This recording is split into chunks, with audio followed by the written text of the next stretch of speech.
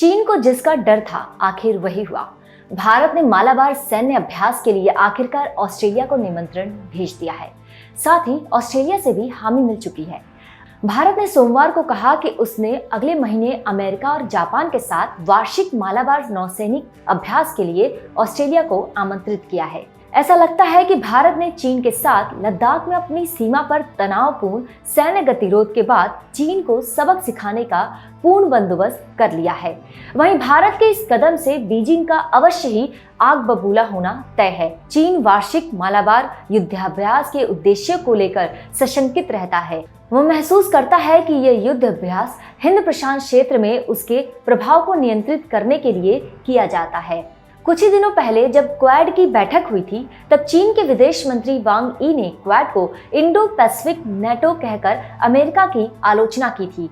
Australia के लिए नए दिल्ली के निमंत्रण से यह भी स्पष्ट हो चुका है कि क्वाड समूह अब अपने औपचारिक स्वरूप में गठित हो जाएगा, जिसके बाद इस समूह का सैन्यकरण का मार्ग प्रशस्त होगा। भारत ने अपने बयान में कहा कि नौसेना की मालाबार अभ्यास श्रृंखला वर्ष 1992 में भारतीय नौसेना अमेरिकी नौसेना अभ्यास के रूप में शुरू हुई थी।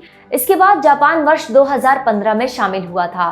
भारत ने समुद्री सुरक्षा क्षेत्र में अन्य देशों के साथ सहयोग बढ़ाने के मद्देनजर मालाबार 2020 में अब ऑस्ट्रेलिया को भी शामिल किया है। अभ्यास में भाग लेने वाले देशों के नौसेनाओं के बीच समन्वय मजबूत होगा।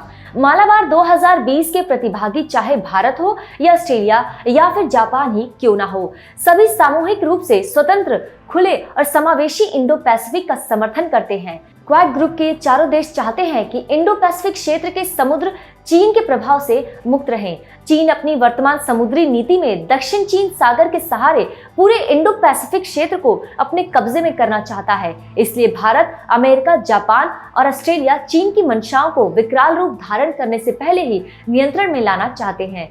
वाशिंगटन के एक रिसर्चर डेरेक ग्रोसमैन के अनुसार इस युद्धाभ्यास से चीन को अहम संदेश पहुंचेगा कि अमेरिका, ऑस्ट्रेलिया, जापान और भारत मिलकर चीन के विरुद्ध कोई भी कार्रवाई करने में सक्षम है। आज के दौर में जिस तरह से चीन की आक्रामकता बढ़ती जा रही है, वैसी स्थिति में क्वाड देशों का युद्धाभ्यास के लिए साथ आना एक महत्वपूर्ण कदम है। आज के दौर में नेटो की प्रासंगिकता हाशिए पर है और इंडो पैसिफिक क्षेत्र केंद्र में है। ऐसे में क्वाड क्षेत्रों का साथ आना और इस संगठन को और बड़ा करना आज सबसे बड़ी आवश्यकता है।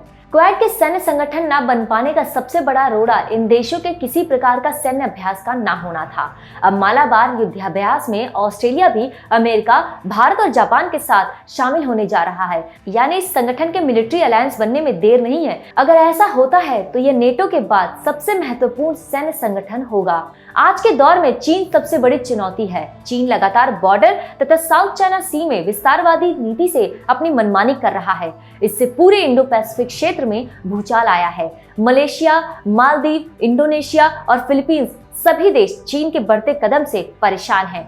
आज का समय शीत युद्ध की तरह ही हो चुका है, परंतु यहाँ सबसे बड़ी विडंबना यह है कि नेटो अप्रासंगिक हो चुका है।